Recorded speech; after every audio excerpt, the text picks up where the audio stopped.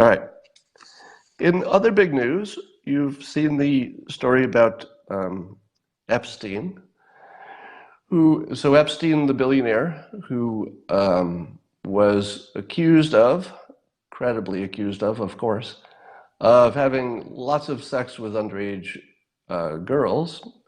And he worked out some kind of great plea deal where he served a little bit of sort of like jail, but now it's over. And he's been arrested again. And as I understand the story, Mike Cernovich is the reason.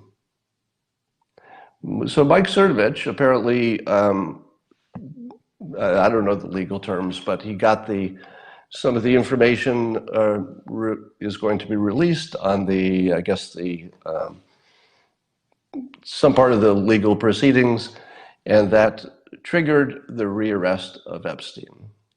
So Mike Cernovich caused that to happen. Now, I was reading the Daily Beast, had a story about it, and I thought, oh, let's see if the Daily Beast is nice to Mike Cernovich, because I don't think that they're friends. And so I read the entire story, and his name isn't in it. The Daily Beast does this story without mentioning Mike Cernovich. How do you not mention it? He's the one who caused the whole thing. So, so that has to be watched. You have to watch how he is ignored because he doesn't make sense in their story. He's their enemy. He's the bad guy to the people on the left. And so they can't reconcile that he may have done one of the best things that's ever been done, in recent years. We'll see how far it goes because we don't know what other names are going to come out of this, but we expect that there'll be some stuff coming out of this. So that's interesting. Now, what's most interesting about this is that most of you know Mike Cernovich is also associated with the Pizzagate conspiracy theory, the idea that there's a massive political pedophile ring and that it was operating in some way related to a pizza parlor in DC. Now, that's been debunked. The pizza parlor has not been associated with anything bad. I don't even want to say their name because there's no reason making it worse. But what are the odds that the person most associated with a pedophile ring conspiracy theory would coincidentally be the person who broke a real pedophile ring that was operating apparently at the highest levels? What are the odds that that would be the same person? Well, remember I started telling you about that we might be in a simulation. Remember I told you that it seems like there are some people who are authors of the simulation.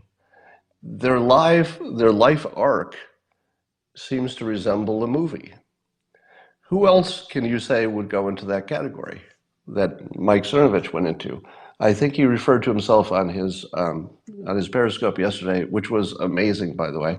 You really needed to be there to watch his Periscope yesterday when he had learned the news about his success with the Epstein thing. It was sort of a moment in history. It was a key moment in the simulation, if you will. So watching that live was actually quite exciting. So I tuned into that for a while yesterday.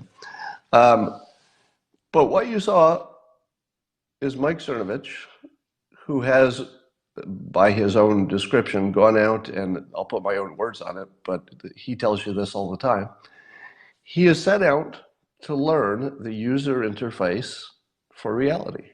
He wrote a book, Gorilla Mindset, which talks about how to orient your mind for success.